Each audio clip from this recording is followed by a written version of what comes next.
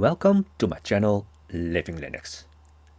In this video I want to show you Docker on RISC-V. Now at the moment of this video it's not officially supported, but who knows that somewhere in the future it will be officially supported. But it is still possible to start with Docker on RISC-V. So here you can see I'm running Bianbu, and Bianbu is based on Ubuntu.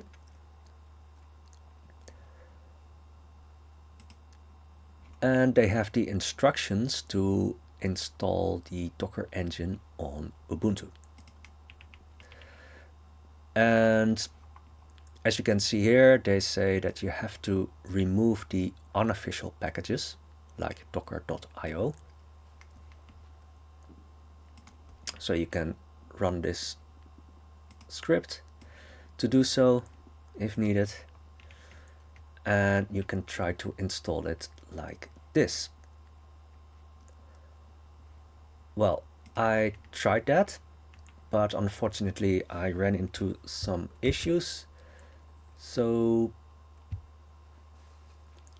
yeah, you can see here that RISC-V is not a supported architecture. And even if you try to continue with the script, then it can't find the packages.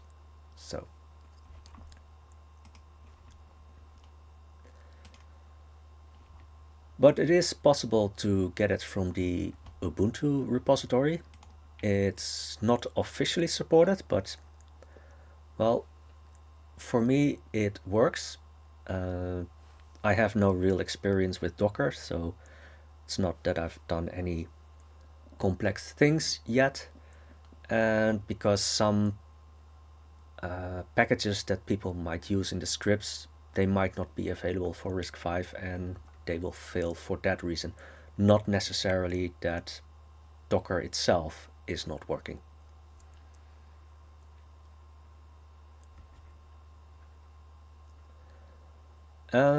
So, like I said, it is possible to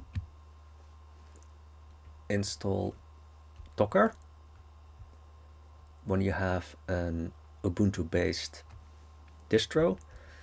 So you can start with just sudo apt update and then sudo apt install docker.io.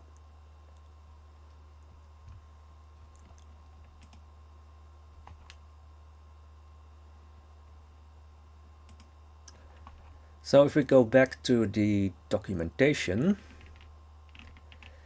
so we have Docker installed. There are some post-installation steps. One of the things is creating a Docker group. Yeah, it might impact the security in your system. So yeah, I mean, for me, this is just a sandbox system, so I don't really care, but I didn't add the group because it's not really necessary, and you can just run Docker with sudo. But yeah, if you want to use it in a more serious way, you might want to go with adding a group.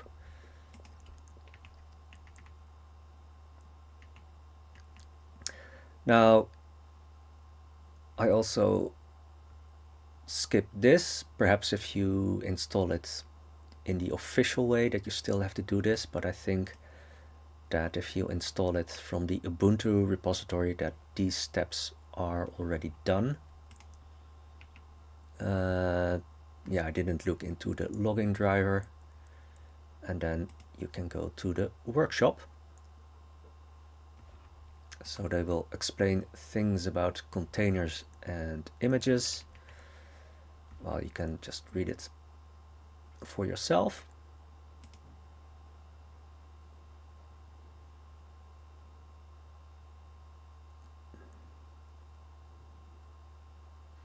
So you can try to do this, but I ran into too many issues and at some point I just gave up, but I can tell you what I did.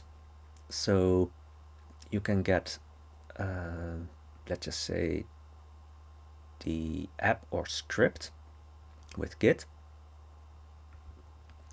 and it will mean that you will have, well, in my case, just in the home directory.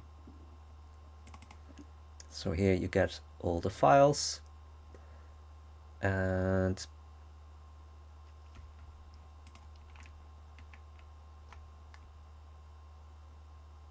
so I was a bit surprised that they tell you to create a file with these contents, because I was thinking like, why isn't that coming along when you're cloning that with Git? But well, anyway,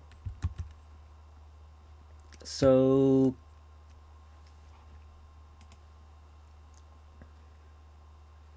as you can see here, I had to change a couple of things. For instance, lts-alpine is not available for RISC-V at the moment, so I went to Ubuntu, and I also had some issues with yarn. And first I thought, well, just sudo apt install yarn and then try it, but then got an error message about that production was not a valid parameter or something like that. So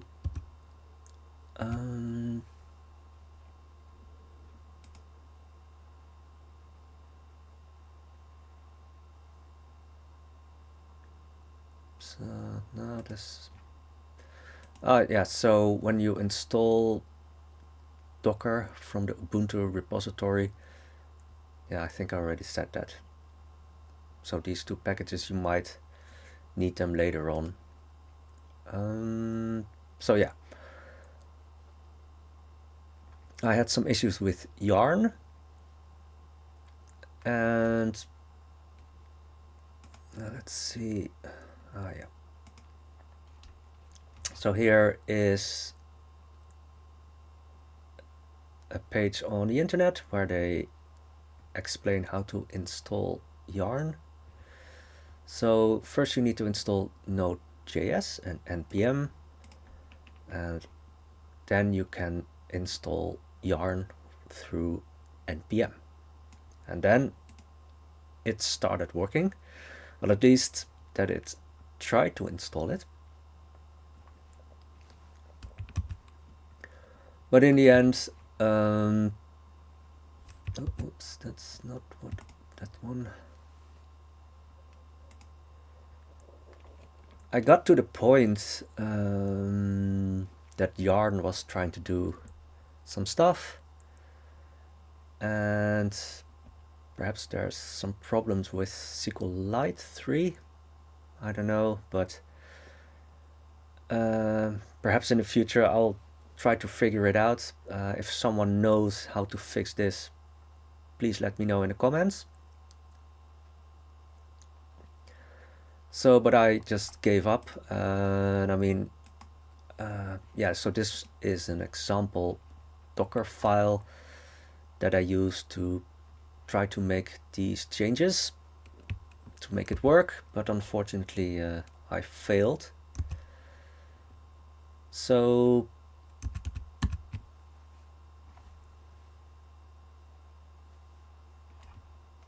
yeah, what you can do is there is a hello world Docker image, you can say. So if we try this, and then we go to the command line. Oh, whoops, I thought I was going to the command line.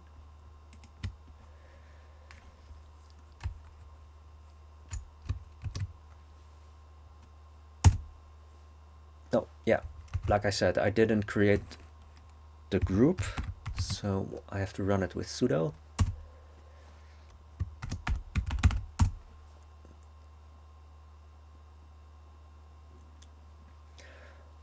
Well, they say that Docker seems to be running, and when you're a bit more ambitious, you can try an Ubuntu container. So let's try that. Oops, forgetting sudo again. So here we go. So now you can see that we're logged in as root. And this way you can see also with this string that you're in the container. And for instance, like if we want to install something with pip, you can see that we have a very minimal image because it says pip not found. And yeah, just to prove that pip is installed on the main system. So it doesn't give the error that pip is not installed, but that it's an externally managed Python environment. But it's just to prove that on the main system, pip is available. And here you can see in the container that pip is not available. Well, if you want to install it, of course you can do it just because we're root, we don't have to do sudo. So apt update. Let's do that one first.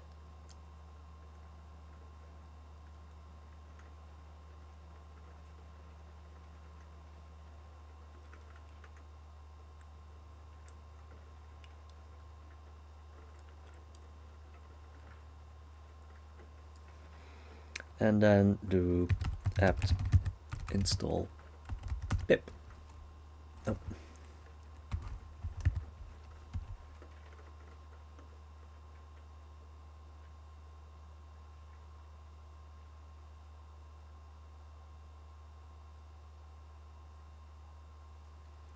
So, and you can also see that it will install a complete Python 3.12 environment. So yeah, the Ubuntu installation in the container is really like a very minimal image.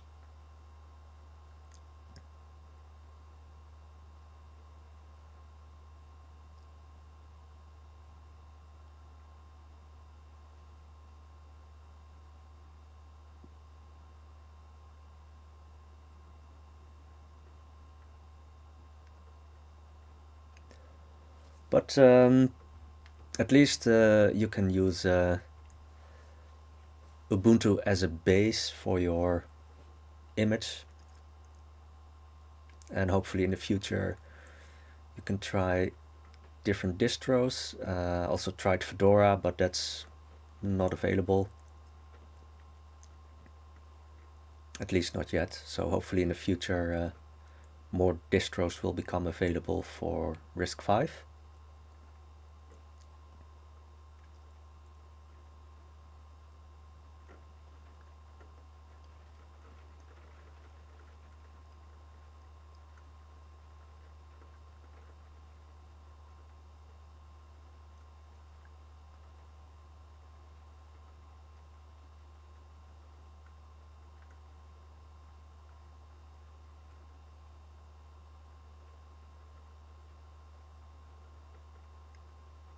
Well, and at the moment I'm running from a micro SD card, so if you're running from NVMe, then probably this will go a bit faster.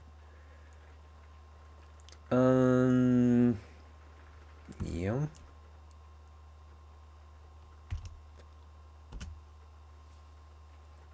So it wanted to know my time zone.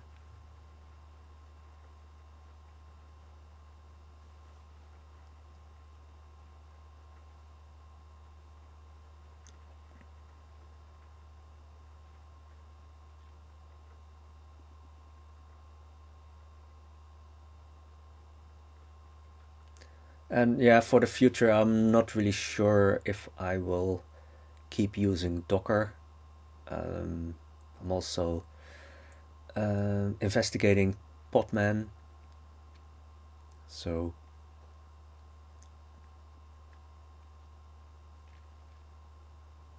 but I think Podman can also work with Docker images. So